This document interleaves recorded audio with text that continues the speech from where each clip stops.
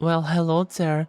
This is Awoorii, and I am just a silly, independent wolf girl VTuber, certified owl, and today I'm gonna present 50 PlayStation 1 games I like. I hope you enjoy.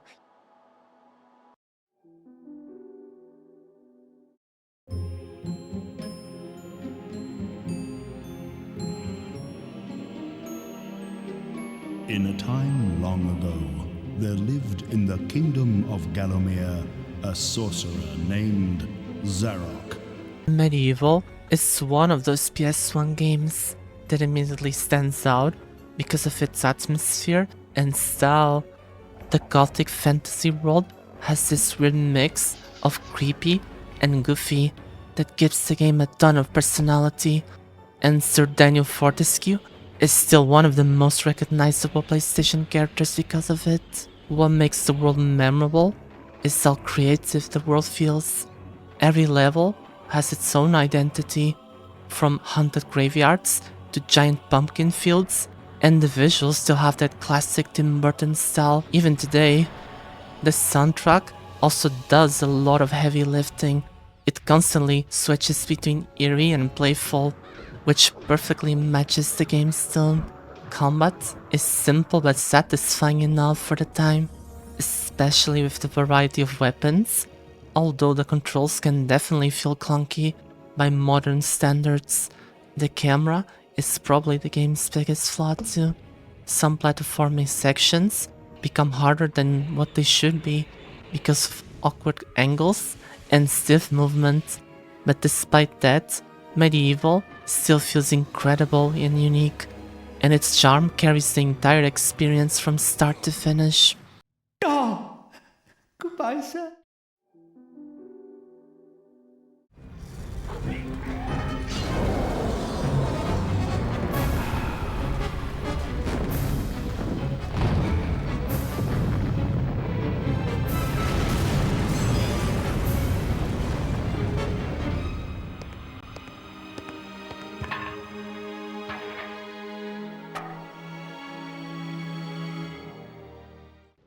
MediEvil 2 takes almost everything from the first game and makes it bigger, weirder, and more ambitious. The biggest change is the setting. Instead of gothic medieval fantasy, the game moves into a Victorian horror style with mad scientists, demons, and giant monsters roaming through London, which gives it a much more unique identity. And when it comes to the humor, it's also stronger this time around. Sir Daniel Fortescue feels a lot more expressive, and the game leans hard into its goofy horror atmosphere without losing the darker tone underneath. And visually, it was a huge improvement over the first game too. The environments are more detailed, the animation smoother, and the cutscenes feel more polished. The weapon variety is another highlight. There are a lot more creative tools to use, and the combat generally feels better balanced compared to the original. That said, the controls and camera still show their age. Some platforming sections can be frustrating, and combat occasionally feels stiff during crowded fights. The game is also a little less memorable in terms of level design compared to the original's stronger fantasy atmosphere. But overall, MediEvil 2 still feels like a really confident sequel that kept the charm of the first game while experimenting with a completely different setting. You have fought well, my bony friend, but all resistance is futile. You cannot defeat the Count.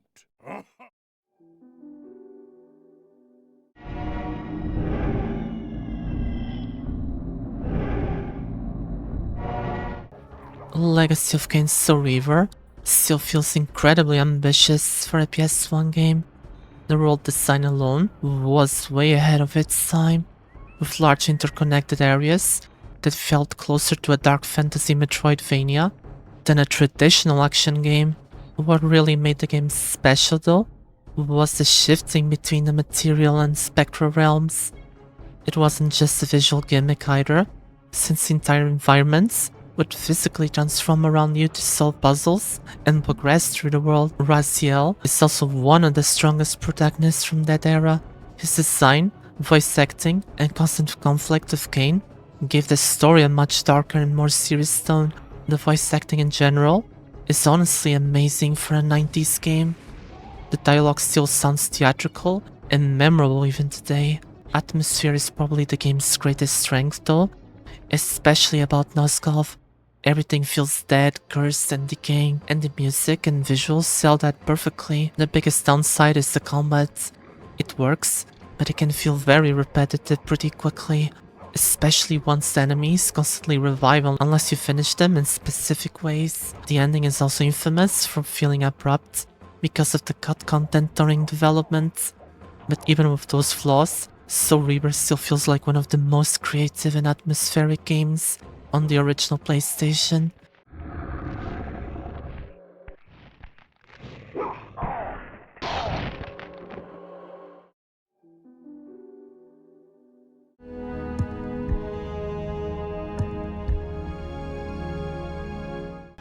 Ace Combat 2 is one of the best arcade flight games on the PlayStation because of how perfectly balances accessibility with fast, satisfying action. The game immediately stands out because of its pacing. Missions move quickly, controls are easy to understand, and the combat constantly makes the player feel powerful without becoming overly complicated. Flying through explosions while locking onto the enemy aircraft still feels incredibly satisfying. What really made this game memorable though was the atmosphere. Despite being an arcade-style flight game, Ace Combat 2 creates this sense of scale with big battles, military operations, and pleasant 90s soundtracks that makes every mission feel important.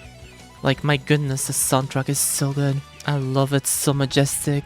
The mission variety is another major strength.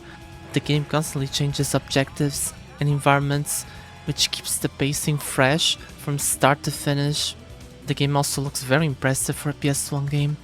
The weather effects, the explosions, large environments helped sell the fantasy of being a fighter pilot. The story is fairly minimal though, compared to the later Ace Combat games, so players looking for deeper characters or political drama will not find much here. Some missions can also feel repetitive during longer play sessions, but in general, Ace Combat 2 feels incredibly fun because of its fast gameplay, memorable music, strong arcade-like style action. I'm a great pilot, I have everything under control.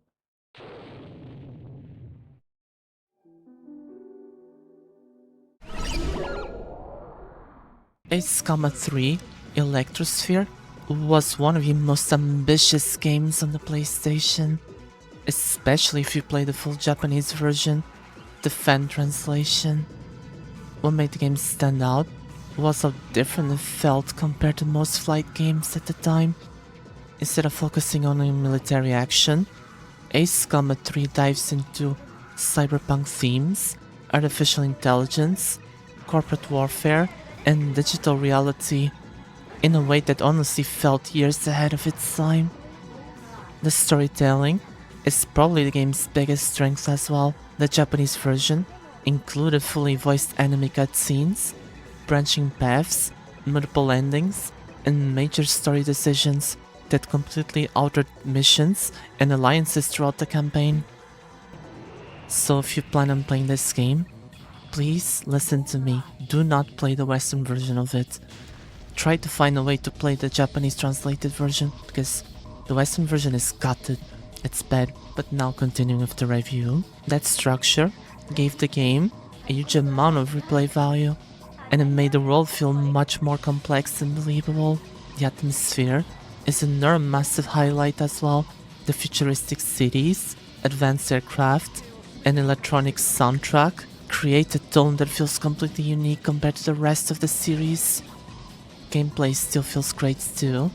Flying is smooth, combat is fast, visually the game is amazing. From Ace Combat, or rather Air Combat, to Ace Combat 3, There was a huge improvement visually. This game pushed the PlayStation 1 really hard, and it shows. The only issue I have really with this game is the fact that there's a Western version that is gutted. A huge amount of the story content was removed outside of Japan, including most cutscenes, character development, and the branching narrative structure, which made the international version feel stripped down and confusing compared to the original vision. Without that story content, a lot of the game's emotional and thematic depth was completely lost. Please experience the translated version, I beg you.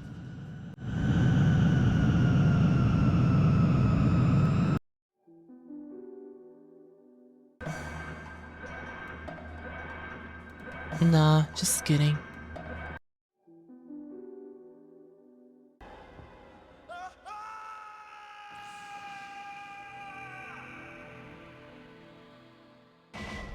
The original Resident Evil is one of the most important horror games ever made because it's basically created a survival horror formula that so many games still follow today. What made it stand out back then was the atmosphere.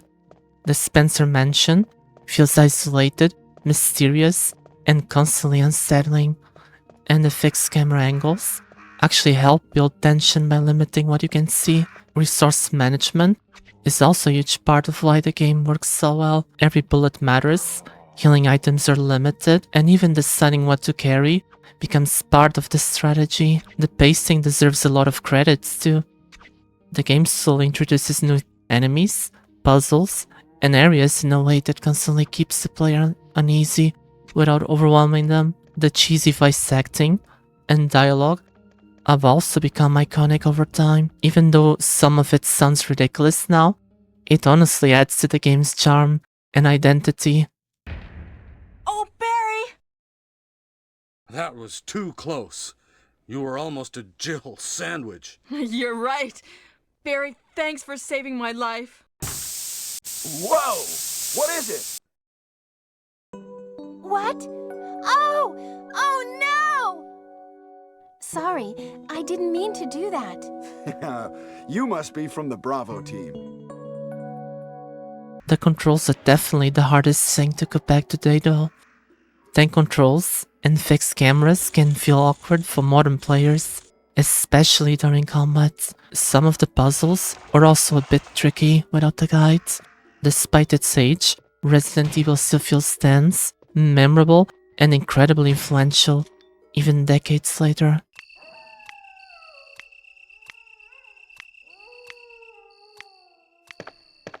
Oh my goodness, the dog has rabies or something. It doesn't shut up. Shh. Relax.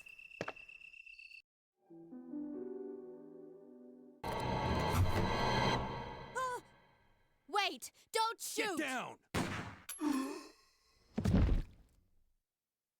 Resident Evil 2 feels like the moment the series fully evolved into something bigger and more cinematic. Compared to the first game, everything feels larger in scale. Instead of being trapped in a mansion, you're trying to survive an entire city collapsing during a zombie outbreak, which gives the game a much more intense atmosphere. The pacing is also significantly better. The game constantly moves between exploration, puzzles, action, and horror without ever feeling too slow or repetitive. Leon and Claire are both great protagonists too, and the dual scenario system made the story feel surprisingly ambitious for the time. The police station remains one of the best settings in horror games because of how interconnected and memorable it is. Enemy variety was also improved a lot, especially with creatures like the Lickers, creating some genuine stressful encounters. What really makes Resident Evil stand out though is how cinematic it felt. On the PS1, the cutscenes, music, and presentation gave the game a much bigger blockbuster feel compared to the original. And what are you doing here? I'm looking for some guy named Ben. He's one of those reporter types, always looking for a scoop. I heard he was locked up in the cell block, only there's a wrecked car barring the entrance. I've been trying to find another way inside.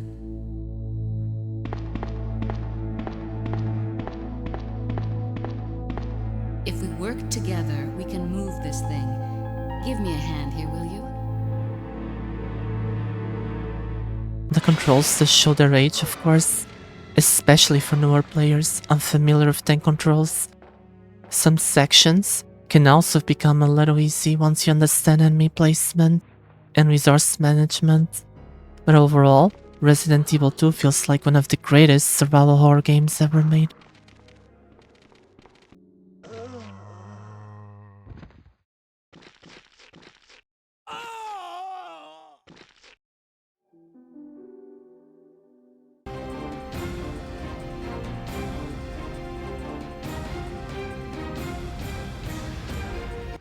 Resident Evil 3 took the survival horror formula and made it far more aggressive and unpredictable. The biggest reason for that is Nemesis himself. Unlike most enemies in horror games at the time, he constantly hunts players throughout the game, which created this non-stop feeling of pressure and panic. Even years later, Nemesis feels still intimidating because of how suddenly he can appear and completely change the pace of the game. The faster pacing is one of the biggest differences between Resident Evil 1 and 2. There is more action, more movement, and the game feels much more intense overall. Jill Valentine is also one of the strongest protagonists in the series, and the game does a good job showing Raccoon City during its final collapse. The life selection system was another cool addition too, since it added small choices that change scenes and replay value. Visually, the game pushed the PS1 really hard as well. The detailed backgrounds and destruction throughout the city still looks impressive for the hardware. The downside is that the game is shorter than Resident Evil 2, and some players feel that it leans slightly more into action than survival horror. Backtracking can also become a little repetitive during certain sections, but overall, Resident Evil 3 still feels like it's one of the most intense and replayable games in the entire series.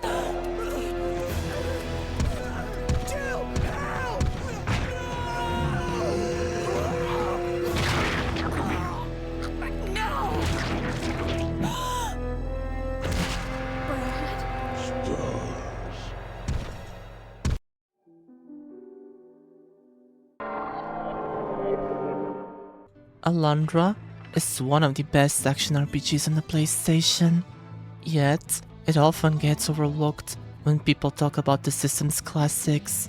At first glance, it looks like it might be a straightforward Zelda-style adventure, but it quickly proves to be something much darker and more demanding. The game doesn't take long to show that it has its own identity. The dungeon design is easily one of the strongest qualities this game possesses.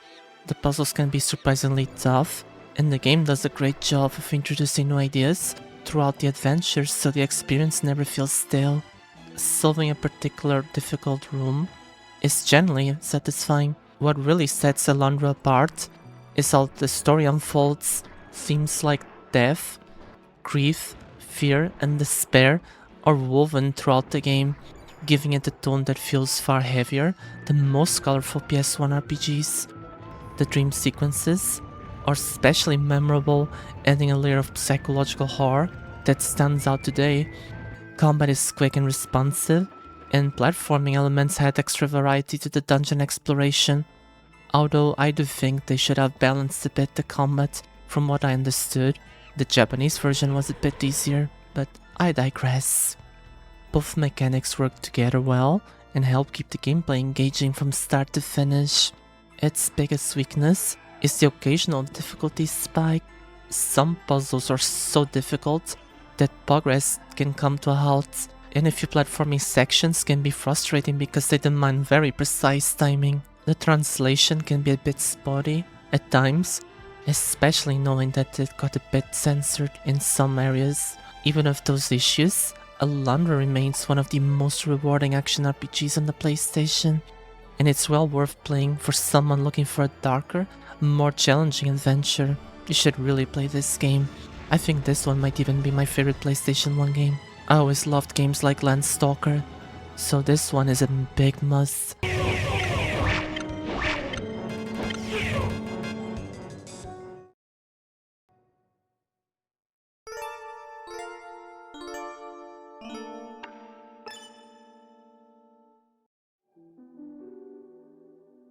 Failure again. Capture him! Uh-oh. Prepare the female bandit. Crash Bandicoot was one of the games that helped define the original PlayStation, and even today, it still has a very different feel compared to other platformers from that era. What made the game stand out immediately was its presentation, the colorful visuals, exaggerated animations, and jungle atmosphere gave it a ton of personality, especially at the time when a lot of early 3D games still felt experimental. The level design is also much more linear than something like Mario 64, but honestly, that worked in the game's favor. It allowed the developers to create such a detailed environment and tighter platforming challenges without the camera becoming a complete disaster. The difficulty is another thing people always remember about Crash 1.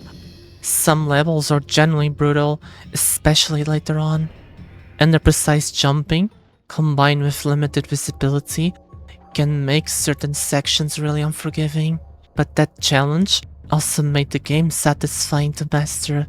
Once you learn the timing and movement properly, the platforming starts to become smoother and more rewarding.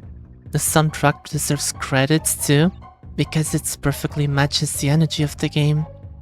Every level feels upbeat, weird, and chaotic in a way that fits Crash himself. The biggest flaw is definitely the controls and precise perception. Because of the game's camera angle, some jumps can feel awkward or unfair, especially during bridge levels or vertical platforming sections. Still, Crash remains one of the most iconic platformers on the PlayStation 1 because of its charm, challenge, and unique style.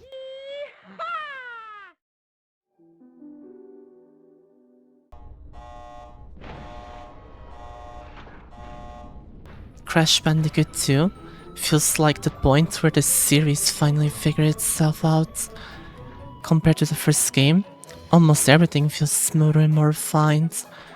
The controls are tighter, movements feel faster, and the overall pacing is much better from start to finish.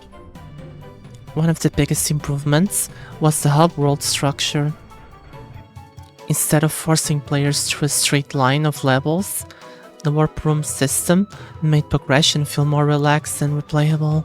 The level variety is also a huge step up. The game constantly introduces new mechanics, environments, and gimmicks without overusing them, which keeps the experience fresh the entire way through. Visually, it was a major improvement as well. The environments are more colorful and detailed, and the animations still have that ridiculous amount of charm even today. The secret routes and hidden collectibles added a lot of replay value too. Completing everything actually felt rewarding instead of just being a filler content. What really makes Crash 2 memorable though is how balanced everything feels.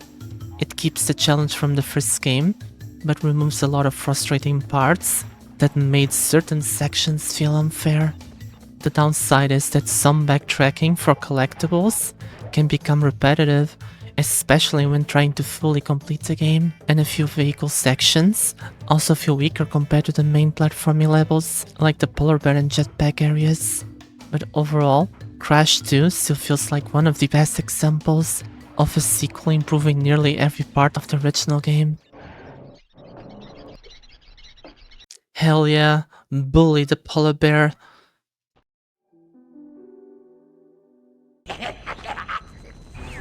Crash Bandicoot 3 Warped took the formula from Crash 2 and turned it into such a bigger and more varied experience. The biggest difference is how experimental the game feels. Instead of focusing only on traditional platforming, Warped constantly changes gameplay styles of motorcycle levels, airplane sections, underwater stages, and so forth. That variety helped the game feel huge at the time, and it gave every world its own identity. The controls are also the best they had been in the trilogy up to that point. Crash feels faster and more responsive, and the new movement abilities make platforming much more satisfying. The time trial system was another massive addition, because it added a completely different layer of replay value. Trying to perfect levels for relics made the game surprisingly addictive. Once you start mastering movement and shortcuts, the game pushed the PS1 really hard too. The environments are more detailed, and the missions are smoother, and the overall presentation still feels polished even now. The humor and personality are also a huge part of why the game remains memorable. The series never took itself too seriously, and Warped finally embraces that chaotic energy. The main criticism is probably that some vehicle sections are weaker than the core platforming levels. A few levels also rely more on gimmicks than actual platforming challenge compared to earlier games. I commend the developers for trying to innovate with minigames, but the plain games, they suck. But overall, Crash 3 still feels like one of the strongest on the PlayStation because of how polished, creative, and replayable it is.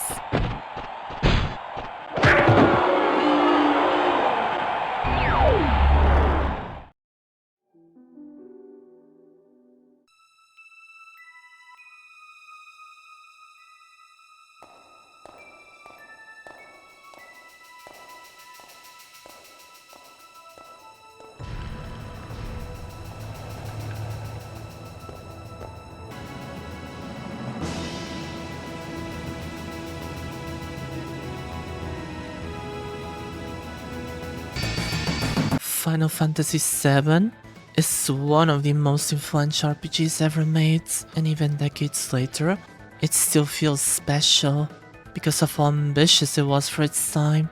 What made the game stand out immediately was its scale. The world felt massive, the story constantly evolved in unexpected ways, and the cinematic presentation was something console RPGs had never really done at that level before. The mix of futuristic technology and dark fantasy also gave the game a very unique atmosphere. Midgar alone remains one of the most iconic settings in gaming because of how oppressive and memorable it feels.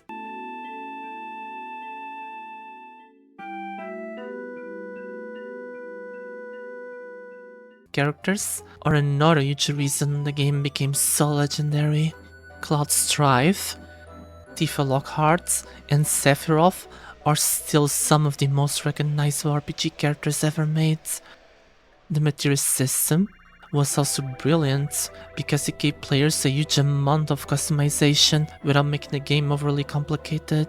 The soundtrack by Nobuo Uematsu deserves a massive amount of credits too. A lot of the emotional impact of the game comes directly from the music. The biggest flaw today is probably the visuals. The character models and translation have definitely aged a lot, especially compared to some PS1 RPGs. Some pacing issues also appear during certain late game sections. But overall, Final Fantasy VII still feels like one of the most important and memorable RPGs ever made because of its world, characters, music, and emotional storytelling.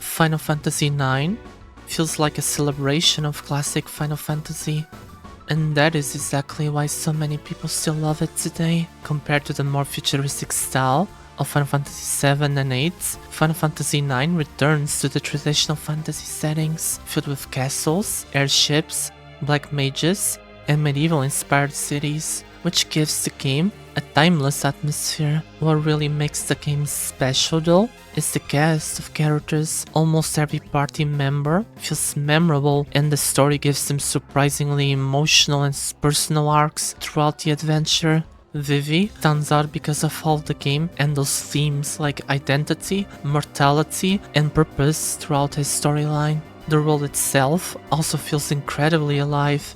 Towns, music, and art direction all work together to create this warm but emotional fantasy atmosphere that still holds up beautifully today.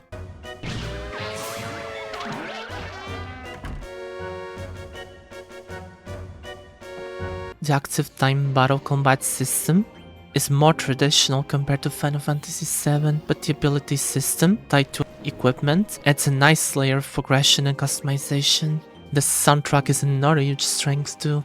A lot of tracks feel emotional, adventurous, nostalgic, in a way that perfectly matches the tone of the story. The biggest downside is probably the battle speed. Combat can feel noticeably slow at times, especially during longer encounters or summon animations. Some players also find the overall pacing slower compared to other Final Fantasy games on the PS1, but overall, Final Fantasy IX still feels like one of the most heartfelt, charming RPGs on the entire console.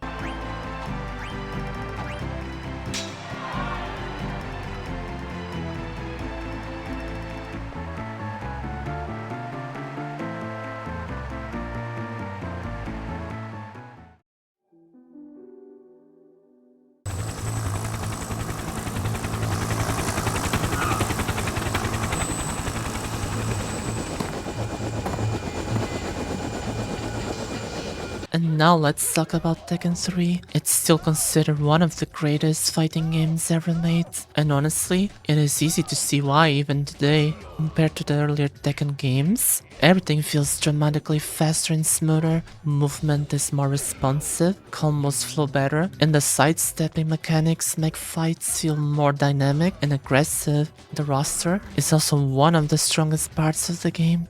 All of them brought completely different fighting styles that helped the guests feel incredibly varied and memorable. What really made Tekken 3 stand out though was how polished it felt.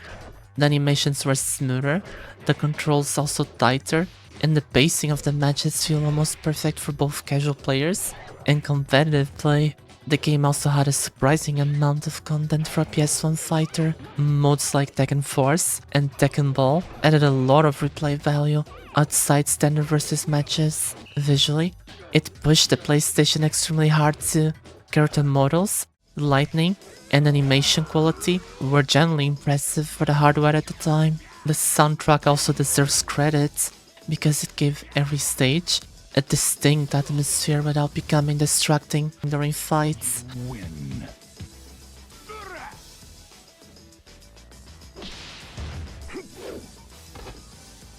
The biggest flaw today is mostly just how certain mechanics feel compared to modern fighting games. Some balancing issues are noticeable, and newer players may struggle with the lack of modern tutorials or training systems, but overall, Tekken 3 still feels incredibly smooth, stylish, and replayable even decades later.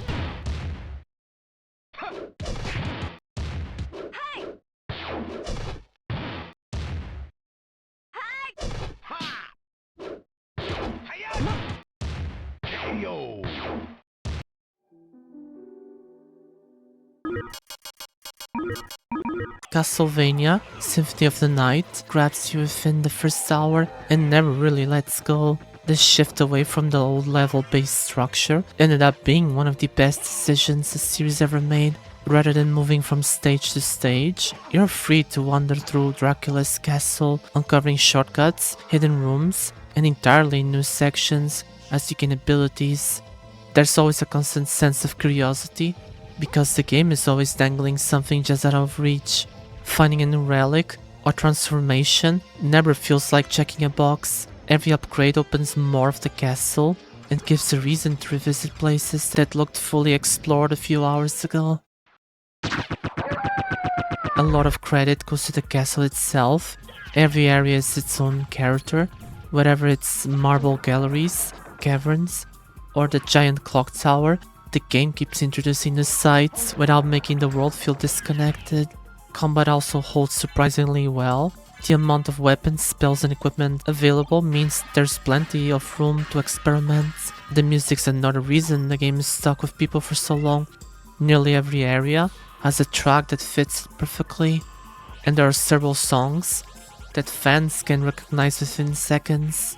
The one thing that doesn't always hold up is the balance. Once certain weapons or combinations are discovered, large sections of the game become much easier than intended. Some secrets are also hidden so well that most players never stumble across them naturally. Still, few PlayStation games reward exploration as well as Symphony of the Night. Decades later, people are still finding reasons to return to Dracula's castle, and that says a lot of how well the game was put together.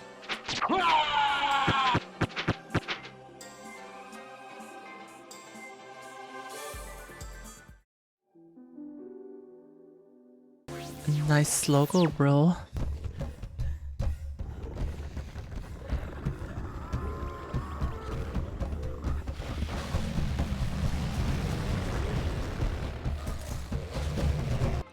Jade Cocoon is one of the most underrated RPGs on the PlayStation because of how unique it is, and the monster system still feels amazing even today. At first glance, it looks similar to other monster catching games from that era, but the fusion mechanic completely changes everything.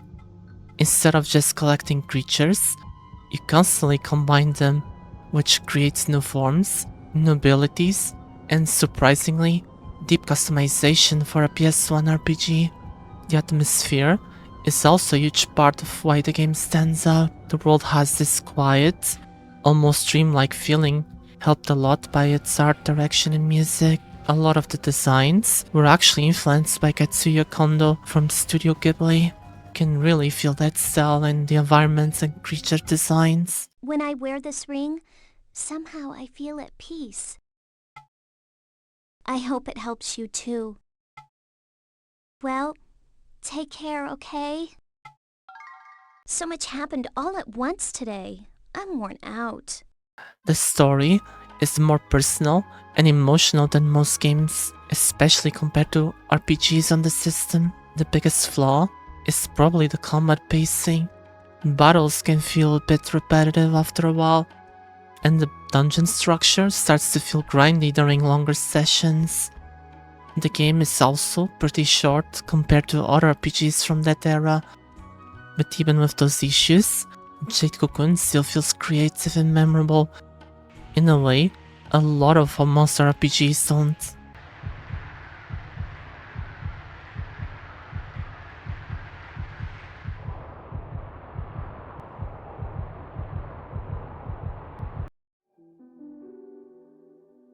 He has been contained in a remote world and is no threat to the Dragon Kingdom. No threat! Besides, he is ugly. There does it! Looks like I've got some things to do. Spyro the Dragon has a very different energy from a lot of platformers released during the PlayStation era. Rather than constantly testing the player with difficult jumps or endless enemies, it focuses on exploration and lets the adventure unfold at a much more comfortable pace. Most levels feel like places you want to look rather than simply clear and leave behind. Gems are hidden in corners, dragons are scattered throughout the world, and there is always something sitting just far enough away to make you wonder how to reach it. A lot of that works because Spyro is simply fun to control. Charging across a field and launching into a glide feels great from the start, and moving around the world never becomes a chore. Even collecting the last few gems in a level can be enjoyable because getting there is part of the reward. The world themselves have a surprising amount of character. One moment you're wandering through bright green valleys, and the next you're exploring magical castles or strange fantasy landscapes. The colorful art style has also aged much better than many early 3D PlayStation games. The soundtrack fits perfectly alongside that. The music just adds enough energy to keep exploration engaging without ever demanding attention away from the gameplay. Another thing that the game gets right is knowing exactly what it wants it to be. There are no complicated upgrade systems, no unnecessary side mechanics, and very little filler. Most of the experience revolves around exploring, collecting, and enjoying the journey from one world to the next. The challenge level is fairly low, so experienced players will probably get through most of it without much trouble. The boss encounters can also feel less interesting than the levels leading up to them. Simply put, it's like bosses don't exist at all in this game. They're just honorary stronger enemies. Even so, Spyro the Dragon remains easy to recommend, good controls, enjoyable exploration, and a world that is generally fun to spend time in have helped it remain a favorite long after the PlayStation era ended.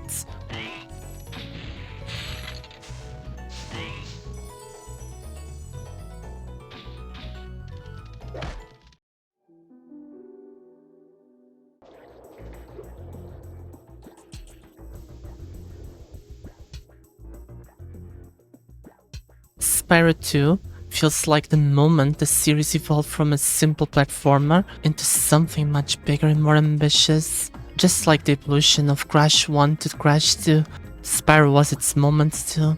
Compared to the first game, there's a lot more variety in both gameplay and level design. The world feels more alive, there are more characters to interact with, and almost every level introduces some kind of unique challenge or mechanic. The addition of abilities like swimming and climbing also made exploration much more rewarding, since levels become more layered and interconnected. What really made the game stand out though is the mission structure. Instead of only collecting gems and orbs, Spyro 2 constantly gives the player mini-games, side objectives, and different activities that keep the pacing fresh the entire way through. The humor and dialogue are also much stronger this time around. The characters have a lot more personality, and Ripto remains one of the most memorable villains in the series because of how chaotic and entertaining he is. Movement still feels fantastic too. Gliding, charging, and platforming all feel smooth and responsive, which makes exploring the worlds genuinely relaxing. The soundtrack and atmosphere continue to carry a lot of the experiences as well, giving every area its own unique, distinct mood. The biggest downside is that some minigames are definitely stronger than others, and a few objectives can become frustrating during completion runs. Yeah, I'm looking at you, Trolley Escort. I hate you so much, but I digress. Couple of levels also lean too heavily on gimmicks compared to pure platforming, but overall, Spyro 2 feels like one of the best platformers on the PlayStation 1 because of how creative, varied, and consistently fun it is.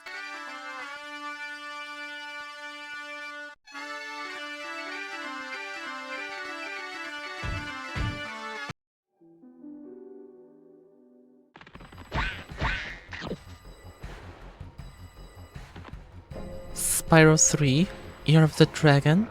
The game takes everything Spyro 2 introduced and expands it even further with more worlds, more minigames, and a huge amount of playable variety. The biggest addition was the extra playable characters.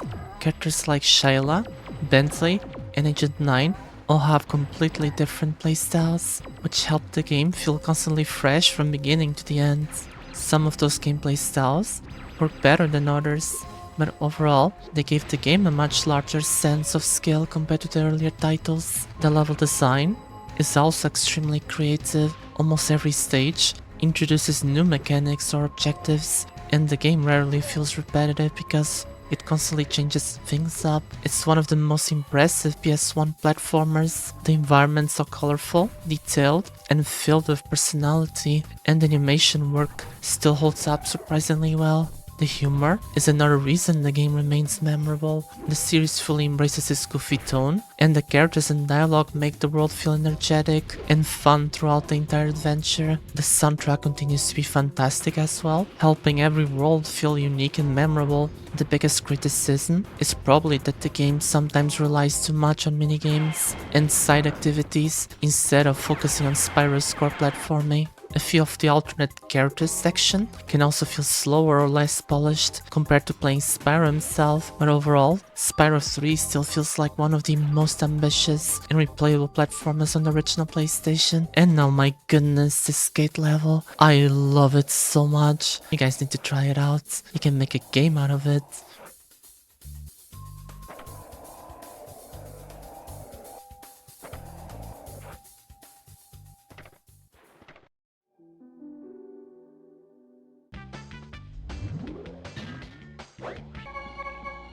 Crash Team Racing is still one of the best kart racing games ever made, and honestly, it's one of the few games that would genuinely compete with Mario Kart during that era. I dare say it's even better, but that's my personal opinion. What made Crash Team Racing stand out was how much depth driving mechanics had. Boosting, drifting, and maintaining speed requires actual skill, which gives the game a much higher skill ceiling than most kart racers. Once you fully understand the boost system, the gameplay becomes incredibly fast, and the track design is another huge strength. Almost every course feels memorable because of its shortcuts, hazards, and variety in environments. And the game constantly rewards players for mastering routes and movements. The adventure mode also gave the game far more content than people expected from a kart racer at the time. Characters from the Crash universe fit perfectly into the formats too, and the humor and presentation helped the game maintain that classic Naughty Dog charm throughout the entire experience. Crash Team Racing pushed the PlayStation 1 really hard as well. The animations, track details, and smooth performance still hold up surprisingly well for the hardware. The soundtrack deserves credit too, because it gives every track a distinct energy without becoming repetitive. The biggest downside is probably the difficulty balancing. Some AI racers, especially during boss races and time trials, can become brutally difficult for newer players. A few weapon mechanics can also feel unfair during competitive races, but overall, Crash Team Racing still feels incredibly polished, skill-based, and replayable even decades later.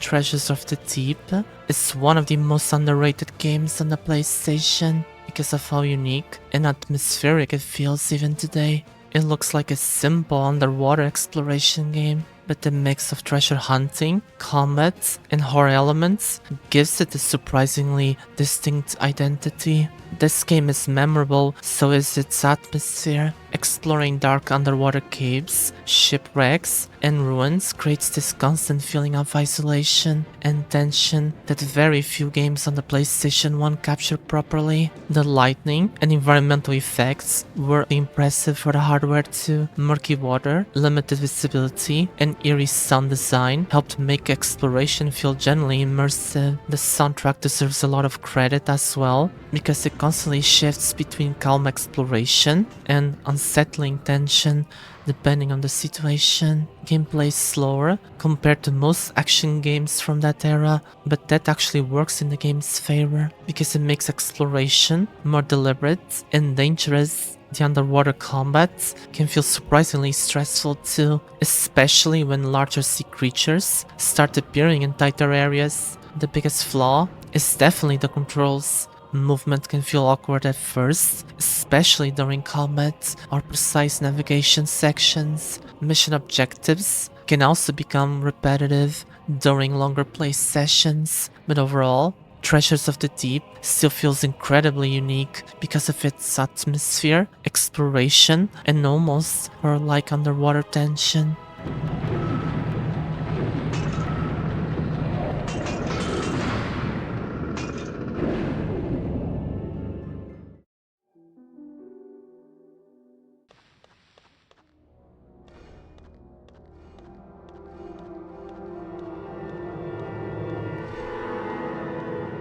Dino Crisis feels like classic Resident Evil mixed with Jurassic Park. That combination worked perfectly.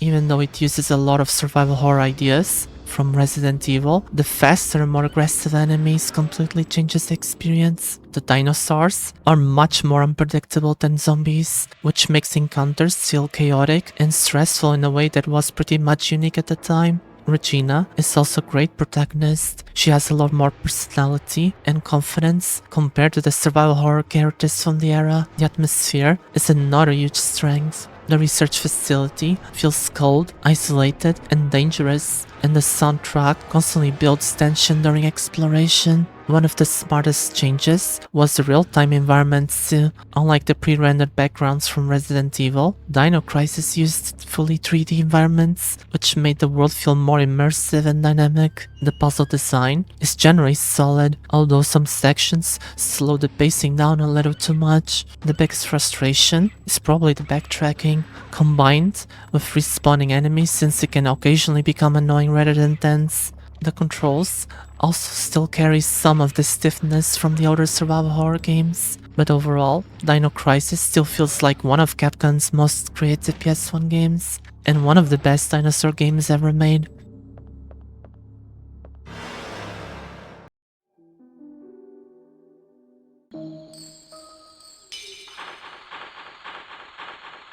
Alright, this game is special. Digimon World 3 is extremely misunderstood, especially how people review it. And this game is also the Dark Souls of RPGs, but I digress. This game feels like the kind of RPG that could easily consume an entire summer if you played it as a kid. The basic setup is simple enough. What starts as a harmless trip quickly turns into a much larger adventure involving dangerous Digimon, strange organizations, and plenty of unexpected detours. Unlike the first Digimon World, which focused heavily on raising and managing a single partner, this game leans much more into the traditional RPG mechanics. Characters gain levels, learn abilities, equip items, and travel across a large world filled with towns, dungeons, and secrets. The Digivolution system is where a lot of fun comes from. Watching Digimons gradually unlocking stronger forms gives a real sense of progression, and experimenting with different Digimon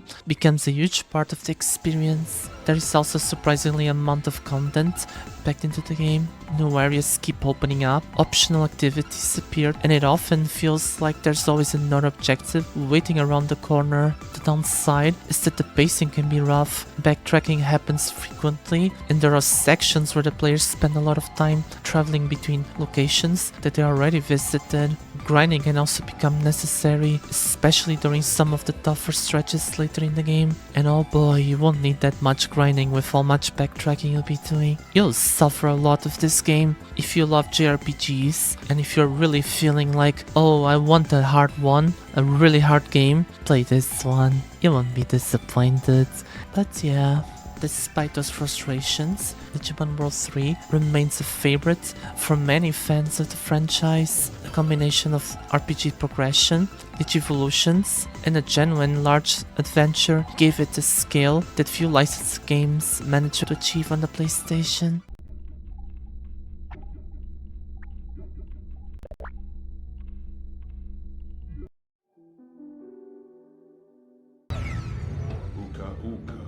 How many times must you be told? You cannot defeat me. I have heard enough of your shallow wisdom. My, this is an interesting one. Once Naughty Dog was done with the Crash Bandicoot license, a third party, Eurocom, took over, and they took the series in a completely different direction. It's not outrageous, it works, even though it's not that related to Crash gameplay-wise. They turned the franchise into a collection of competitive minigames built around multiplayer, but you can play it single player as well.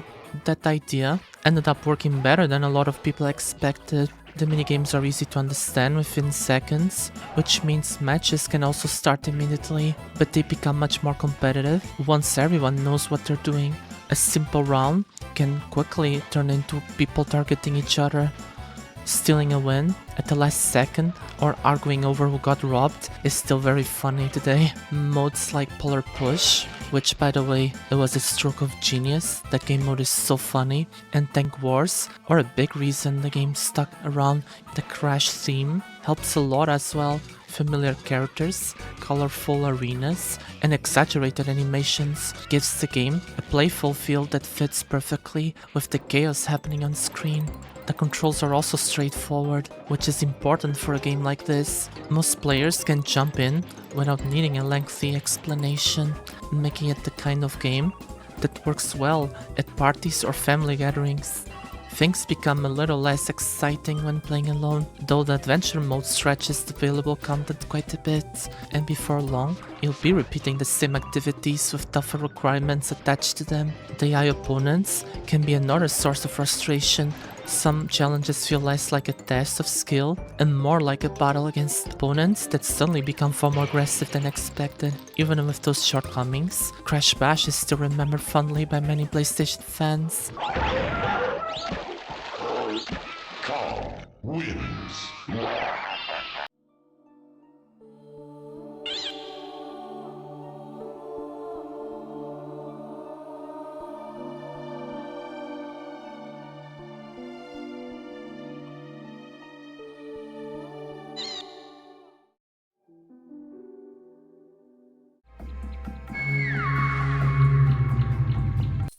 Kula World is a very creative puzzle game in the PlayStation, and it still feels surprisingly original even today. The core idea is simple but incredibly clever. Instead of controlling a character directly, you guide a ball across floating platforms, while gravity constantly shifts depending on the surface you're standing on. That mechanic alone completely changes how you think about movement and level design. What makes the game stand out is how quickly the difficulty evolves. Early games feel straightforward, but later stages become genuine tests of timing, spatial awareness, and puzzle solving. The level design is honestly brilliant because the game constantly introduces new ideas without wasting mechanics. There's also this strange surreal atmosphere to the entire experience. The floating structures, abstract environments, and ambient music give this game a weird dreamlike feeling that makes it memorable long after you finish it. The controls are surprisingly responsive too, especially considering how precise some later levels become. One of the strongest parts of the game is how addictive it feels. Restarting after failure rarely becomes frustrating because levels are short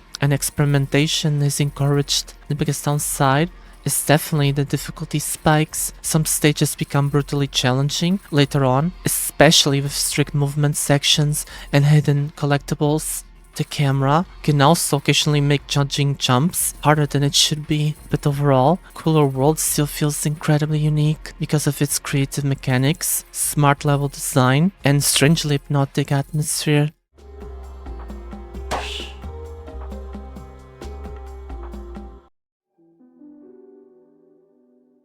なぜ神抜きが私を切りに Bushido Blade feels less like a traditional fighting game and more like a duel where every mistake matters. Instead of long combos, special meters, and huge health bars, fights can end in a single strike. A well-placed hit to the head or torso is often enough to decide the entire match, which creates a level of tension that few fighting games can match. It was a unique approach. Charging forward and mashing attacks usually gets you killed, while patience, positioning, and timing becomes far more important. Even experienced players can lose a fight in seconds if they get careless. The weapon variety helps keep things interesting too. Katanas, broadswords, spears, and other weapons all have their own reach and fighting styles, giving each duel a slightly different feel. The arenas also stand out because they aren't confined to a traditional fighting game layout. Many stages are also large enough to allow players to create distance, circle around opponents, or even lose sight of each other for a moment before the next engagement. The game isn't without flaws, though some mechanics can feel rough compared to the more polished fighter games from the same era, and the AI isn't always impressive.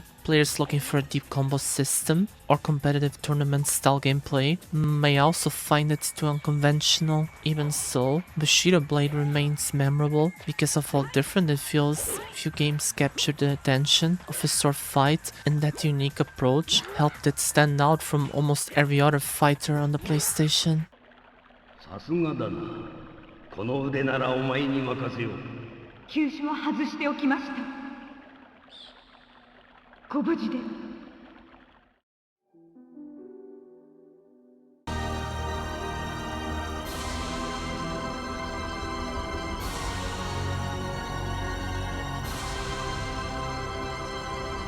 Star Ocean, the second story, is one of the most content-packed RPGs. It's easy to lose dozens of hours without even realizing it. The game starts with a fairly simple setup, but it quickly opens up into a huge adventure filled with optional content, recruitable characters, crafting systems, and side activities.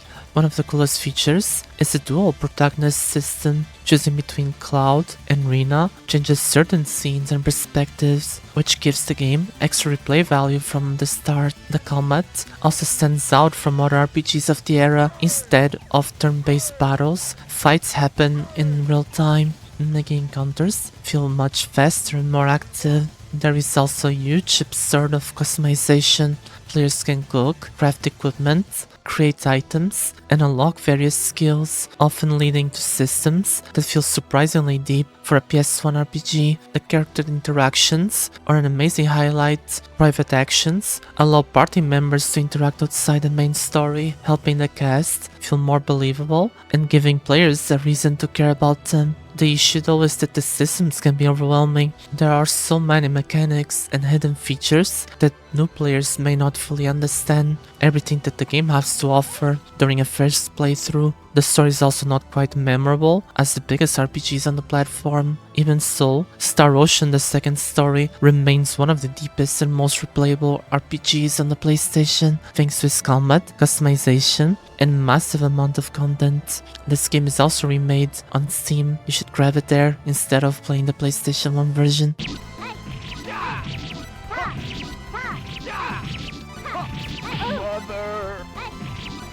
Mother.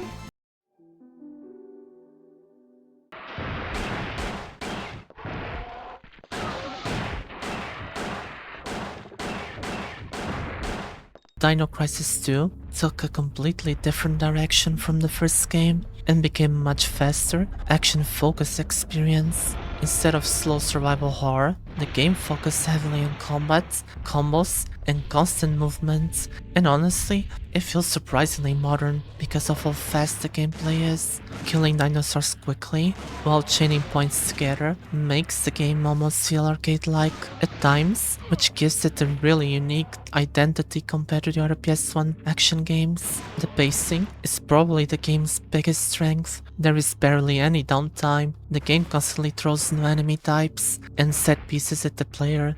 The environments are also much more varied this time around, moving through jungles, facilities, underwater sections, and ruined cities. Combat simply feels better too. The controls are smoother, weapons are more satisfying, and the game encourages aggressive play instead of cautious survival. The downside is that a lot of the horror atmosphere from the first Dino Crisis is mostly gone. The story is also pretty ridiculous, even by series standards, especially once the time travel elements start escalating. But even with that shift in tone, Dino Crisis 2 still feels incredibly fun, replayable because of how confident it is in its action-heavy design.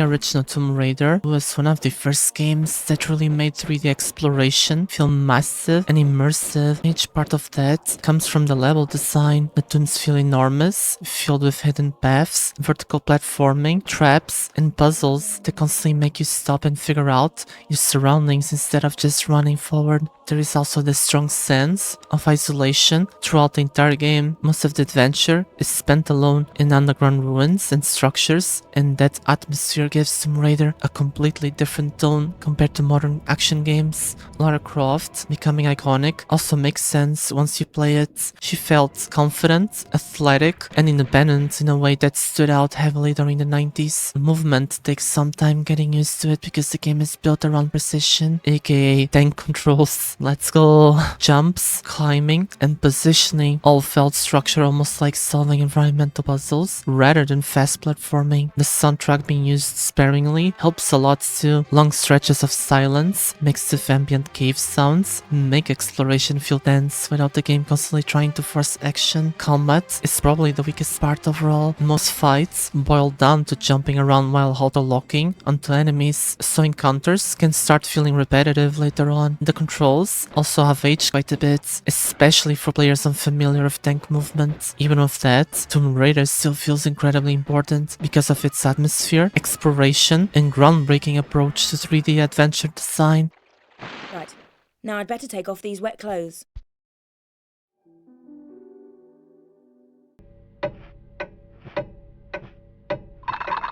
Oh look, a creepy old fart. I have the cure for that. Lock him in the freezer. What? Y'all did that too.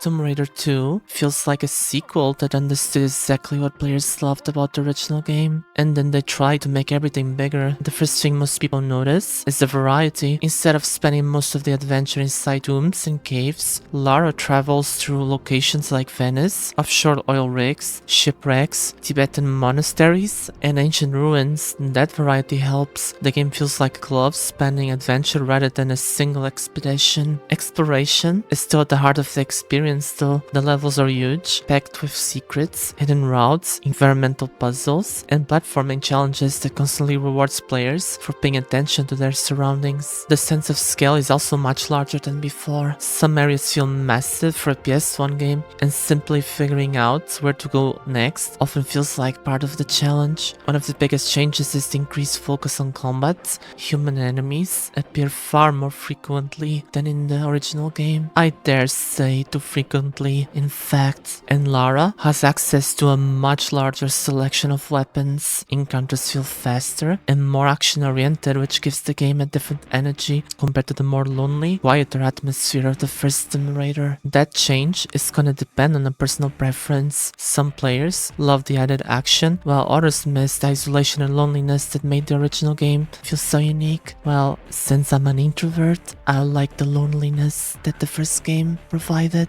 Therefore, I love Tomb Raider 4 as well, but I digress. The atmosphere is still excellent, even with more combat. The game knows when to slow down and let environments do the work. Exploring abandoned temples, underwater wrecks, and old structures still creates that feeling of discovering places that no one visited for centuries. The soundtrack is also used sparingly, which helps make certain moments feel much more memorable when music finally does appear. The issue though is that some combat encounters feel excessive. There are sections where the game throws a large number of enemies at the player. It can occasionally feel more frustrating than exciting. The controls also remain a challenge for modern players, especially during precision platforming. And that I told you guys that Lara's ponytail is now finally fixed. Look at this beauty. Overall, Tomb Raider 2 remains one of the most beloved entries in the franchise because of its variety, level design, and huge sense of adventure.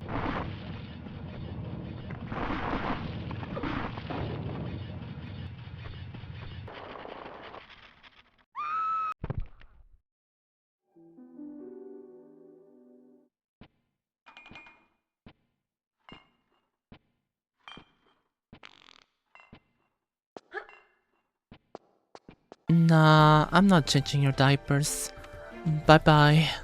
Sorry. Tomb Raider 3 feels like the original Tomb Raider formula pushed to its absolute limit. The scale of the levels is immediately noticeable. Areas are much larger, more dangerous, and packed with hidden routes, traps, underwater sections, and environmental puzzles that demand constant attention from the player compared to the earlier games. The adventure also feels far more varied, moving between jungles, snowy environments, cities, and secret research facilities help every section feel visually distinct. Lara controls similar to the early games, but the expanded movement options make traversal feel more flexible once you fully understand the mechanics. Exploration remains the strongest part of the experience. A lot of levels feel like giant obstacle courses. Observation and patience matter just as much as platforming skill. The atmosphere is also excellent throughout the game. The environments feel quiet, the ambient sound and design feels unique, and isolated locations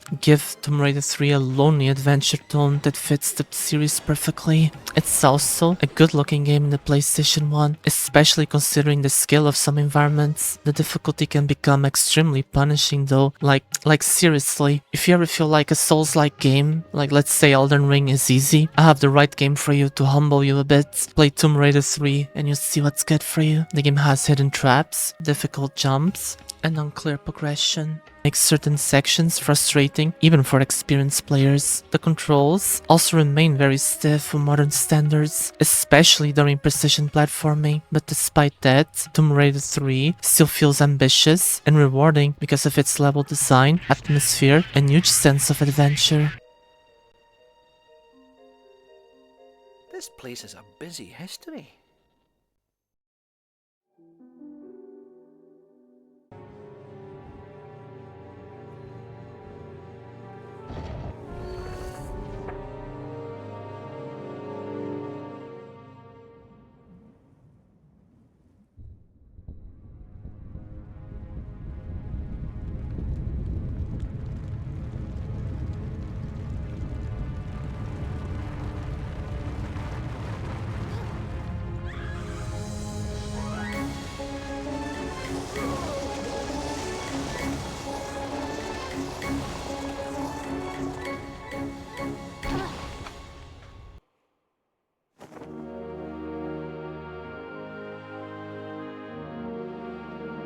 Tomb Raider 4 The Last Revelation is probably the closest the classic Tomb Raider games got to perfecting their formula. One thing I always liked about it is how focused it feels. Most of the game takes place in Egypt, which makes the whole adventure feel like one giant expedition instead of a collection of separate stages. It helps the world feel more believable too. Hours into the game, you're still uncovering new ruins, hidden chambers, and underground passages. It generally feels like you're digging deeper into something ancient. The puzzles are a huge part of why people still love this game. The game harkens a bit back to the original Tomb Raider, which I like that very much. The puzzles though are not the kind you solve in 30 seconds and forget about. A lot of them require you to pay attention to your surroundings, remember places you've already visited, and slowly figure out how different areas connect together. Once you solve a puzzle, it feels so amazing. I also like that the game doesn't rely on constant combat to keep things interesting. There are enemies, but real challenge usually comes from the exploration, platforming, and trying to work out where you're supposed to go next. The Egyptian setting does a lot of the heavy lifting as well. The temples, tombs, and massive underground structures give the game a sense of mystery that has never really went away. It is not perfect, some puzzles can be frustrating, and there's definitely moments where you'll spend 20 minutes running around in circles because you missed a tiny switch somewhere, and when I say 20 minutes, it's usually far worse than that. Lara also adjusted for inflation. The controls are rough, especially when the game asks for precise jumps, especially rope jumps. I hate them so much, my goodness. But when people talk about the classic Tomb Raider games, The Last Revelation is always near the top of the list, and after replaying it, it's hard to argue with that. It captures everything that made the series special before the formula started to wear thin. An amazing game, you should definitely play it. And this game is also remastered now on Steam, so you should get it.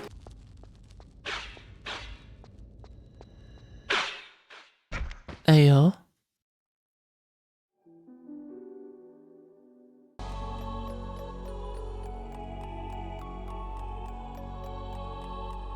Valkyrie Profile feels completely different from almost everything released on the PS1. Instead of following a traditional adventure structure, the game puts you in the role of a Valkyrie, gathering fallen warriors before the end of the world. That premise alone gives the story a very different tone from most JRPGs. A lot of the game's strongest moments comes from the character introductions. Many of the people recruit have a tragic story that explores loss, regret, betrayal, and death. Some of these scenes only last a few minutes, but they leave a surprisingly strong impression. Combat is another area where Valkyrie Profile stands out. Every party member is assigned to a different button, allowing players to chain attacks together and create combos that feel fast and satisfying. The side-scrolling exploration also helps the game feel distinct. It gives dungeons a different rhythm compared to the top-down style that dominated many RPGs at the time. The art direction and soundtrack are incredible as well. The game looks gorgeous and constantly balances beauty and sadness, which fits its themes perfectly. One criticism people often have is that some systems are not well explained. Certain endings and character requirements can feel difficult to understand without outside information. The difficulty can also spike unexpectedly during late portions of the game. Still, Valkyrie Profile remains one of the most original PS1 games, thanks to its combat, atmosphere, and storytelling.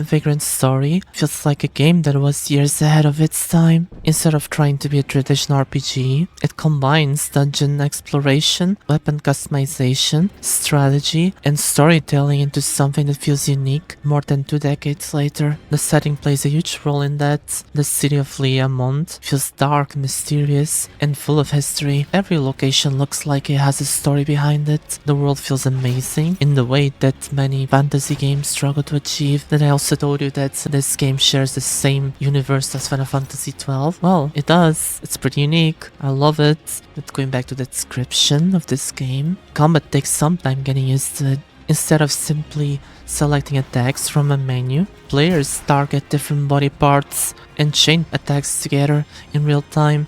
Once the mechanics click, battles become far more engaging than they initially appear. The writing is another standout feature. Dialogue is more restrained and mature than most RPGs from that era, and the political intrigue gives the story a very different flavor from the usual save the world narrative. The visuals for this game are so impressive. They look gorgeous. Even the little animations and the way the characters pose and all. One of the biggest hurdles though, I'd say it's the UI. The weapon affinities, the crafting systems, and common mechanics can feel a bit stressful at first and confusing. The game doesn't always do a good job at explaining them. That complexity has scared away plenty of players over the years. For those that are willing to learn its systems, Vagrant Story remains an amazing and rewarding, distinctive RPG released on the PlayStation 1. I fully recommend it.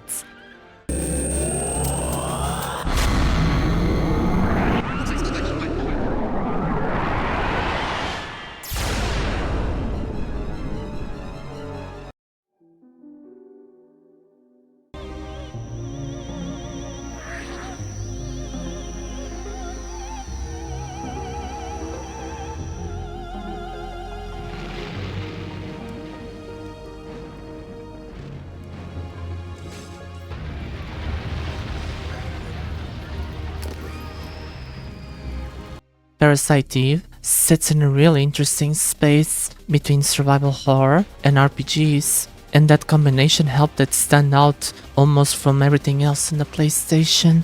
The story kicks off with one of the strongest openings on the system. A normal night at an opera suddenly turns into complete chaos, and from there on, the game rarely slows down. Parasite Eve is memorable in how different it feels compared to the original Resident Evil.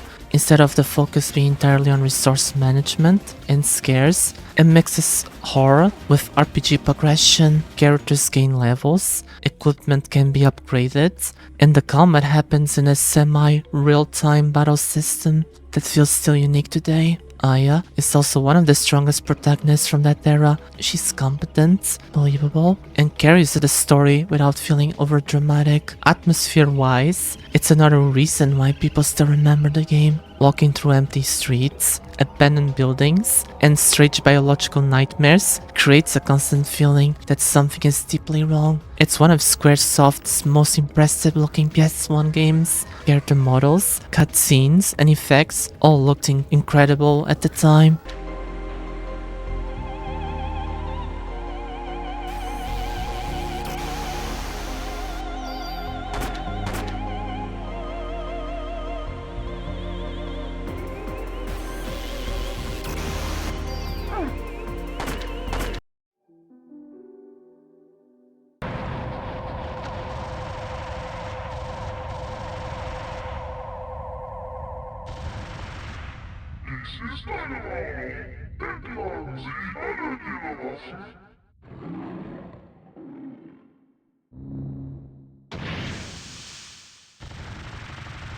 Einhänder is one of the most visually striking shooters. It still feels unique because of how cinematic and aggressive the entire experience is. Right away, the game separates itself from most arcade shooters with its darker industrial sci-fi atmosphere. Massive machinery, ruined cities, and mechanical enemy designs give the world a heavy, almost dystopian tone that stands out immediately. The weapons are also incredibly creative. Instead of using a fixed loadout, you steal weapons directly from enemy ships during combat, which constantly forces you to adapt depending on what is available. That mechanic keeps the game feeling fast and dynamic, because you're always changing strategies mid-flight. Movement feels smooth, attacks have a lot of impact, and the pacing rarely slows down once the game action starts. Boss fights especially feel huge for a PS1 game, with giant mechanical enemies filling the screen, while explosions and effects go everywhere. The camera work deserves a lot of credits too. Certain sections feel almost cinematic because of the angles and movement during fights. The soundtrack by Yasunori Mitsuda fits the game perfectly as well, adding a cool futuristic energy to the entire experience. The difficulty is definitely brutal though. Later stages become extremely demanding, especially since memorization plays a huge role in surviving enemy patterns. The game is also fairly short once you fully learn it, but overall it still feels incredibly polished and memorable because of its atmosphere, weapon mechanics, and stylish presentation.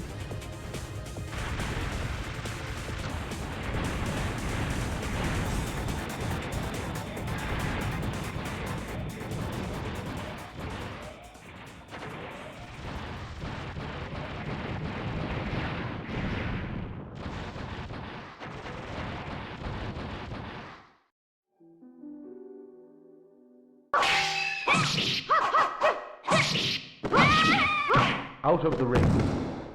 So Blade was one of those first 3D weapon-based fighting games that truly felt special. What made it unique was how different the combat felt compared to other fighters. Instead of hand-to-hand martial arts like Tekken or Virtual Fighter, every character fought with unique weapons that completely changed their range, speed, and fighting style. That gave the roster a lot of personality, especially characters like Mitsurugi, Siegfried, and Taki, who would later become iconic for the series. The presentation was also incredibly strong for a PS1 fighting game. The intro cinematic, soundtrack, and visual style all gave the game this dramatic fantasy atmosphere that helped it stand out from more grounded arcade fighters. One of the coolest additions was the Edge Master Mode 2. It added story progression, unlockables, and weapon rewards that gave the game a lot more single-player content than most fighting games back then did.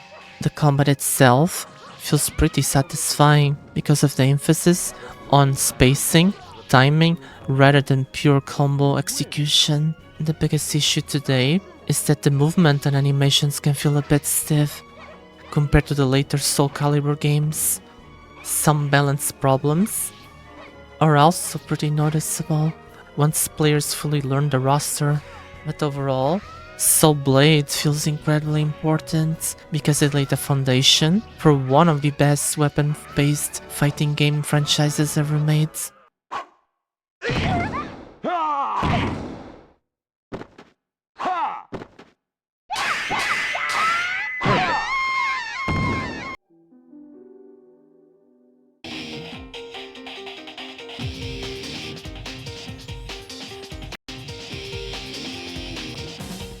Parasite Eve II takes a very different approach from the first game. While the original leaned heavily into RPG mechanics, the sequel moves much closer to survival horror, feeling more like a mix of Resident Evil and Parasite Eve rather than a direct continuation. That shift works well. In some areas, exploring deserted locations, managing ammunition, and dealing with dangerous creatures creates a constant sense of tension. Encounters feel more threatening because resources are limited, which makes preparation much more important. Combat is also more action-oriented this time around. Aya can move freely while aiming, use a variety of firearms, and still access her parasite energy abilities, giving players several options during fights. The creature design deserves a mention too. Many of the enemies are generally unsettling, and the game does a good job. Even familiar environments feel unsafe. Aya remains one of the strongest parts of the experience as well. She's more experienced than she was in the first game, and that confidence helps her stand out from the many horror protagonists of the era. And now one of the criticisms is that some of what made the original game unique gets pushed into the background. The RPG systems are much lighter, the story doesn't leave the same impact as the first game's blend of science, fiction, and horror.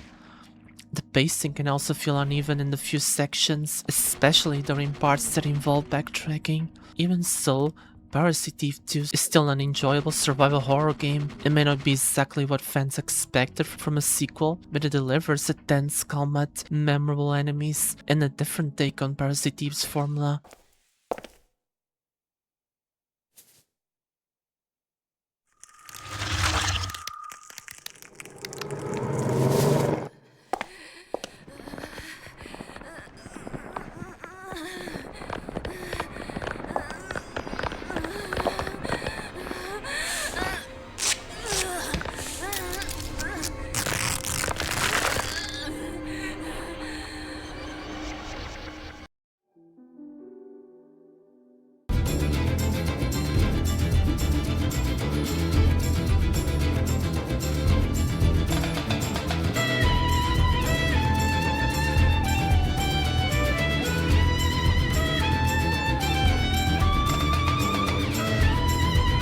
Chrono Cross had the difficult task of following Chrono Trigger, and instead of trying to copy what became before, it went in a completely different direction. The first thing that stands out is the world itself. The tropical island, colorful towns, and coastal landscapes gives the game a look that immediately separates it from a lot of other RPGs on the PlayStation. There is a relaxed feeling to many parts of the adventure, which makes the story darker, and development hits even harder when it happens. The battle system also takes a different approach from most RPGs. Rather than relying on a traditional MP system, fights revolve around stamina management and elemental abilities. It takes a little time to understand, but it gives combat a different rhythm from the typical turn-based battles players were used to. One area where the game never really struggles is the presentation. The soundtrack by Yasunori Mitsuda is considered one of the best on the system, and there are tracks that people still listen to long after they finish the game. The huge cast is probably the most divisive part of the experience. Having dozens of recruitable characters is impressive, but many of them receive very little development compared to the main story characters. The connection to Chrono Trigger also catches some players off guard. Anyone expecting a direct sequel might be surprised by how much the story focuses on its own ideas and themes. Even with those criticisms, Chrono Cross leaves a long-lasting impression. Few RPGs from that generation look, sound, or feel quite like it, and that distinct identity is a big reason why people still talk about it today.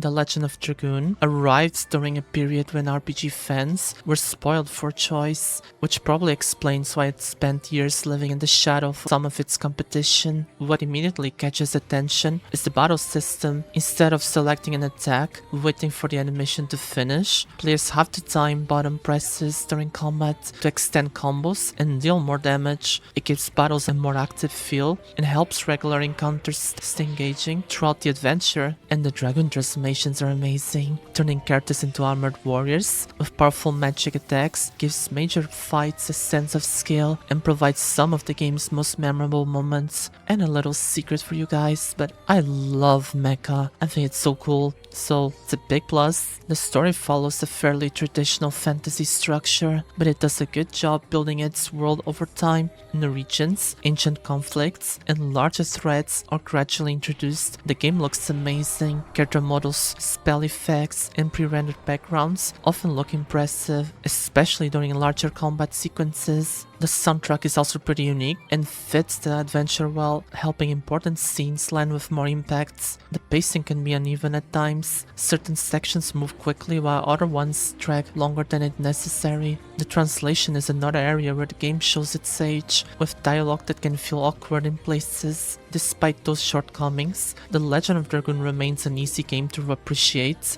The combat system gives its own identity, and it's easy to understand why it developed such a loyal following over the years.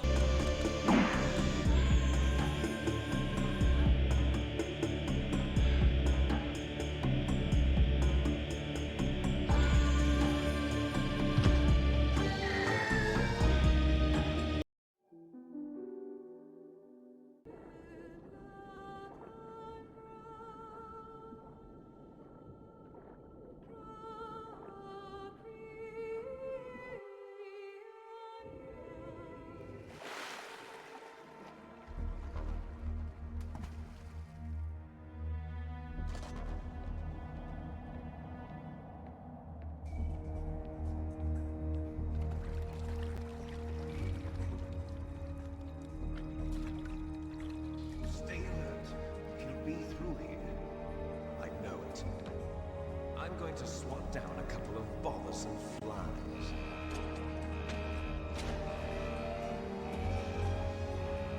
Metal Gear Solid changed what many people expected from video game storytelling on the PlayStation. Stealth games existed before it, but very few presented themselves with this level of confidence. Camera work, voice acting, and cutscenes, and overall presentation made it feel closer to a movie than most games available at the time. What makes the game so unique though is how it constantly encourages players to think differently. Running into every room and fighting guards usually creates more problems than it solves. Watching patrol routes, avoiding detections, and finding creative ways around obstacles makes part of the fun. And some people go from zero to hero. I'm a zero at stealth games, but we can all pretend I'm good at this. The boss fights are another reason people still remember it. The cast also leaves a strong impression. Characters have distinct personalities, memorable dialogue, and enough development to make the story feel larger than a simple military mission. There are also plenty of small touches that are simply incredibly creative for the era. Conversations, hidden secrets, moments that break player expectations help make the experience feel unpredictable. Nice to meet you, Snake.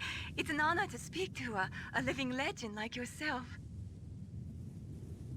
What's wrong? Nothing. I just didn't expect a world-class designer of military technology to be so cute.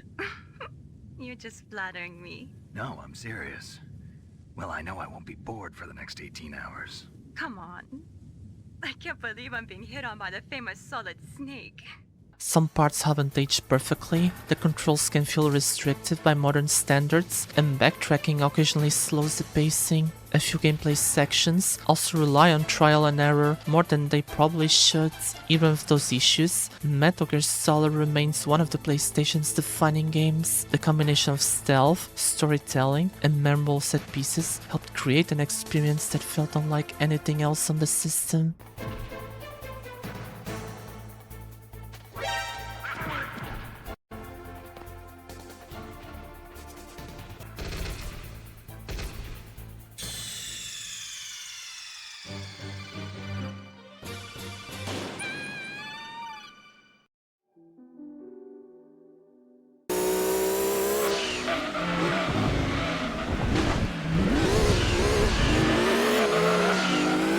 Gran Turismo 2 built on everything that made the first game successful and delivered one of the most impressive racing packages available. The amount of content was staggering for its time. Hundreds of cars, dozens of tracks, multiple championships, licenses, endurance races, and hidden vehicles gave players an enormous amount to work through. Finishing the game wasn't something most people did in a weekend. The progression system is a big reason the experience remains so satisfying. An expensive used car and slowly building enough money to upgrade or replace it gives every victory a sense of purpose. On the track, the driving strikes a balance between realism and accessibility. Cars handled differently enough that vehicle choice matters, but the game never becomes intimidating for newcomers willing to learn. Part of the fun comes from experimenting with different manufacturers as well. Being able to drive everything from everyday road cars to high-performance racing machines helped the game appeal to a wide audience. The soundtrack and menus also gave Gran Turismo 2 a distinct late 90s identity that many fans still remember fondly. There are some rough edges, certain license tests can become frustrating, and the AI isn't aggressive compared to modern racing games. The visuals have also aged more noticeably than some PlayStation classics, especially when viewed alongside later entries in the series. Despite that,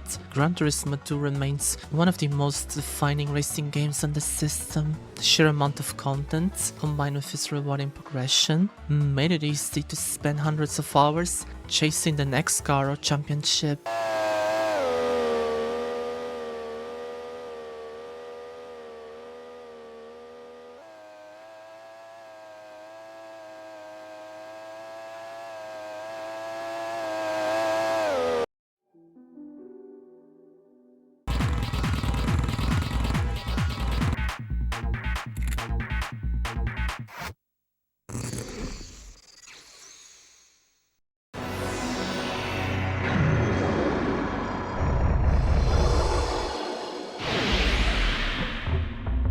Ghost in the Shell doesn't play like a typical action game. Instead of controlling a soldier on foot, you're piloting a mech that can drive across walls, ceilings, and almost any surface in front of you. And that changes how the game feels. Learning to move around takes a little practice, but once it clicks, combat becomes surprisingly fast. You're constantly switching angles, avoiding enemy fire, and looking for better positions, while missiles and machine gun rounds are flying across the screen. The missions also do a good job mixing things up. Some focus on large battles against armored vehicles, while others throw swarms of smaller enemies at you, making good use of the tank's mobility and firepower. Fans of the anime will also appreciate how faithful the presentation is. Mechanical designs, futuristic environments, and animated cutscenes all capture the cyberpunk style that Ghost in the Shell is known for, without relying on the story from the film or manga. The soundtracks fit the setting nicely as well, using electronic music to match the futuristic world without becoming distracting during the action. The campaign is fairly short, so experienced players can finish it in just a few hours. The camera can also become difficult to manage during some of the larger fights, especially when the enemies are attacking from several directions at once. Even with those shortcomings, Ghost in the Shell offers something that still feels different today: the freedom to climb almost any surface and fighting from angles most action games never allow gives it an identity that's hard to confuse with something else from that era.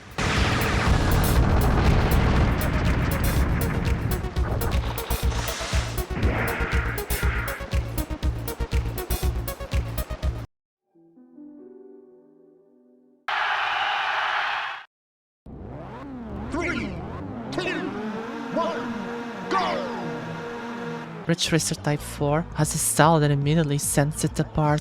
From the menus to the music and the race introductions, everything has a late 90s aesthetic that gives the game its own identity. Once you're out on the track, driving is just as enjoyable. Cars are built around drifting through corners rather than sticking perfectly to the racing line, and linking clean slides together becomes satisfying after a little practice. It's the kind of handling that rewards confidence without becoming difficult to learn. The career mode adds more than simply winning races. Joining different racing teams, changes the cars you unlock, and gives each playthrough a slightly different feel, making it worth coming back to even after finishing it once. The soundtrack deserves a lot of praise as well. The mix of electronic house and jazz-inspired music fits the racing perfectly, and it's a huge reason the game has such a distinctive atmosphere. Visually, it has aged remarkably well. The lighting, the city tracks, and overall presentation still have a clean look that helps the game remain appealing years later. The biggest criticism is that players looking for a realistic driving simulator probably won't find what they're looking for here. The handling is intentionally arcade focused, and mastering the drift mechanics takes a lot of adjustment if you're used to more grounded racing games. Even so, Ridge Racer Type 4 remains a favorite for many racing fans. It combines stylish presentation, satisfying driving, and an unforgettable soundtrack into an experience that still feels special decades later.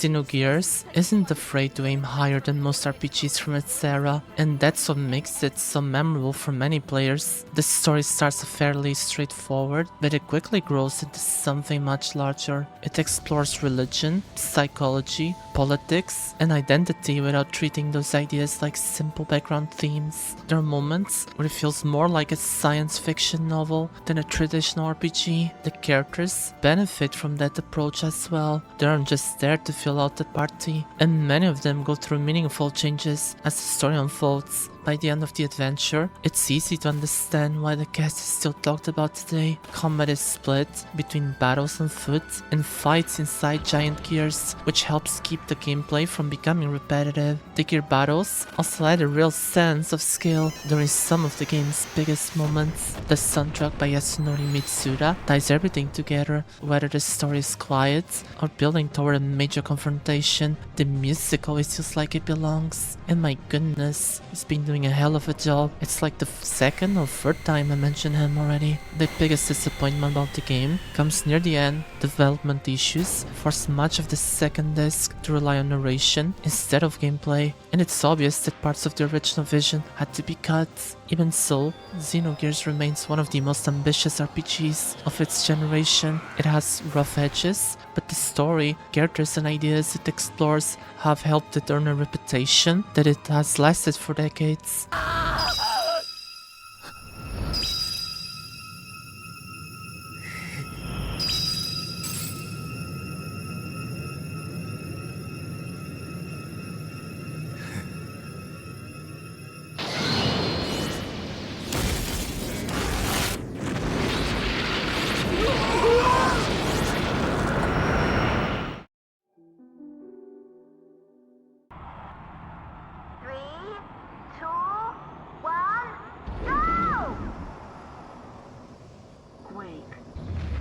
WipEout really showed what the PlayStation could do when it came to creating a completely different kind of racing experience. Instead of normal cars and tracks, the game draws you into futuristic anti-gravity ships, where speed is the main focus. The feeling of flying through these tracks at ridiculous speeds is what makes the game so memorable, especially when you start learning the layouts and pushing your limits. The controls take some time to understand because the ships don't handle like regular vehicles. Turning too aggressively can send you straight into a wall, and every corner becomes a test of knowing when to slow down and when to commit. The weapons add another layer to the races. Missiles, mines, and other attacks mean you aren't just trying to beat the clock, you're also trying to survive everyone else, trying to knock you out of the race. The visual style is probably the first thing many people notice. The futuristic cities, clean designs, and sense of speed gave WipEout a look that felt way ahead of its time. It had a very specific 90s cyberpunk style that helped separate it from other racers. The soundtrack also played a huge role. The electronic music gave races an extra push and matched the high speed feel perfectly. The difficulty is where some players may struggle. The game is fast, but it can also feel unforgiving. Learning tracks takes practice, and early races can feel brutal, and the controls can also feel a little stiff now compared to later entries that refine the formula. Still, WipEout remains a fascinating piece of the PlayStation's history. It wasn't just a racing game, it was a statement of what futuristic gaming could look like, and its sense of speed still feels special.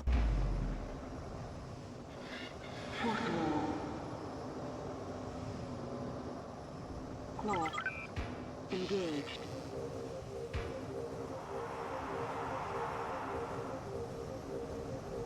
Disengage.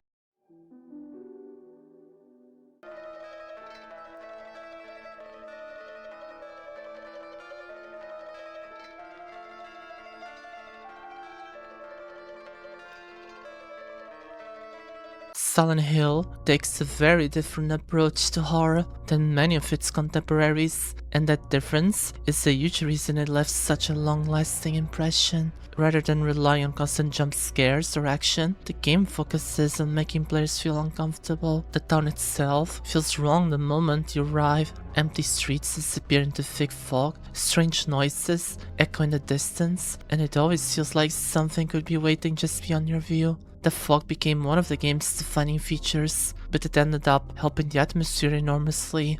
Limited visibility means every step forward carries a lot of uncertainty, especially when you can hear a creature nearby, but you can see what it is. The sound design deserves just as much praise. Sirens, static, industrial noises, and unsettling music combine to create a constant sense of tension that rarely lets up. The story is another reason people still talk about Silent Hill. Instead of explaining everything immediately, it slowly reveals pieces of the mystery and leaves players trying to understand what is happening alongside the main character. Combat is intentionally awkward, which adds to the feeling of vulnerability. Encounters rarely make you feel powerful, and it helps the horror remain effective throughout much of the game. The controls can be frustrating at times, and some puzzles are difficult enough to leave players wandering around for longer than intended. The visuals have also aged more noticeably than later entries in the series. Even so, Silent Hill succeeds because of the mood it creates. Few PlayStation games manage to feel this unsettling, and once the town gets its hooks into you, it's difficult to forget.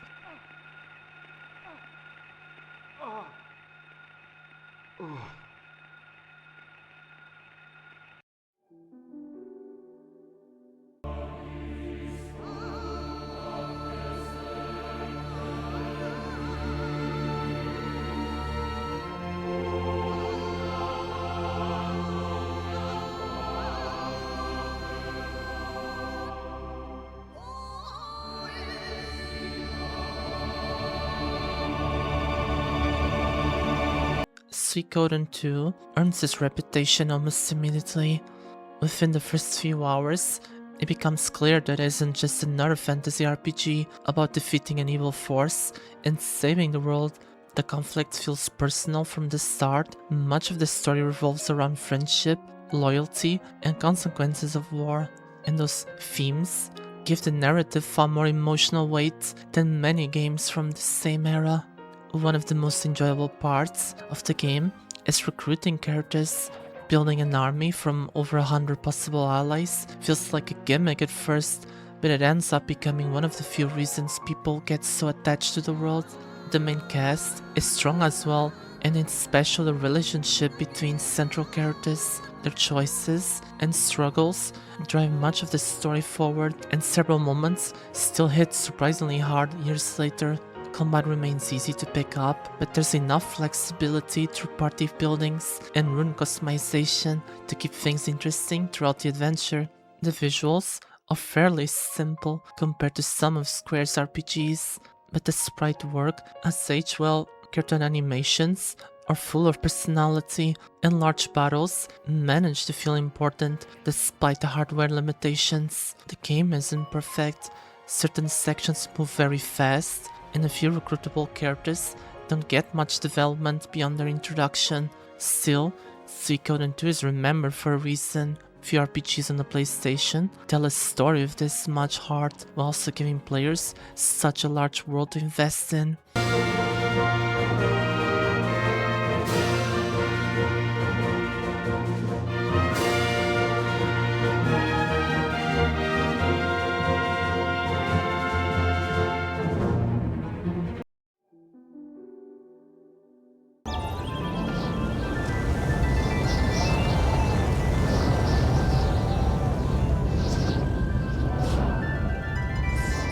Tumba is one of the most unusual games on the PlayStation, and that's a big reason why it has such a loyal fan base. Whilst it looks like a simple platformer first, the game mixes exploration, quests, and RPG elements into something much more ambitious. Instead of moving through levels one by one, you're constantly discovering new objectives, unlocking areas, and revisiting places with new abilities. The world is packed with personality too, from the strange enemies to the bizarre big villains. Almost every part of the adventure feels different from what you'd expect. Exploration is where the game is at its best. There are secrets hidden everywhere, and complete events often leads to new items, abilities, or areas to discover. Doom is also fun to control, whether you're climbing, swinging, or throwing enemies around. Movement feels smooth, which makes exploring the world much more enjoyable. The main issue is that the progression can sometimes feel confusing. Certain objectives are easy to miss, and there are moments where it's not always obvious where to go next. The inventory system can feel awkward as well, especially during later parts of the game. Even with those frustrations, Tumba remains one of the most creative and memorable games on the PlayStation, thanks to its unique mix of platforming, exploration, and adventure.